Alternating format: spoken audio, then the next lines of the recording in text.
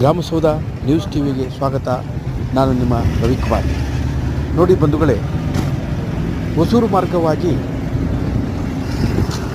ಕರ್ನಾಟಕ ರಾಜ್ಯ ರಸ್ತೆ ಸಾರಿಗೆ ಸಂಸ್ಥೆ ಒಂದು ಬಸ್ಸು ಮಾಲೂರು ಬರ್ತಾ ಇರತಕ್ಕಂಥ ಒಂದು ಸಂದರ್ಭದಲ್ಲಿ ಏನು ಈ ಲಗೇಜ್ ಹಾಕುವ ಒಂದು ಡೋರು ಆ ಲಾಕ್ ಕಿತ್ತು ಅದು ಏನು ಹೊರಗಡೆ ಬಂದಿರತಕ್ಕಂಥ ಒಂದು ಸನ್ನಿವೇಶದಲ್ಲಿ ಒಂದು ಸಂದರ್ಭದಲ್ಲಿ ನಾನು ಅದೇ ಮಾರ್ಗವಾಗಿ ಬರುತ್ತಿದ್ದು ನೋಡಿದ ತಕ್ಷಣ ಆ ಚಾಲಕರಿಗೆ ವಿಷಯವನ್ನು ಮುಟ್ಟಿಸಿದ್ದೇನೆ.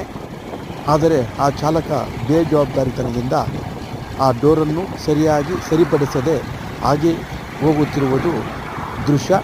ಇದಕ್ಕೆ ದಯವಿಟ್ಟು ಸಂಬಂಧಪಟ್ಟ ಇಲಾಖೆಯವರು ಕ್ರಮ ಕೈಗೊಳ್ಳಬೇಕೆಂದು ನಾನು ಈ ವಿಚಾರದಲ್ಲಿ ಆಗ್ರಹಿಸುತ್ತಿದ್ದೇನೆ.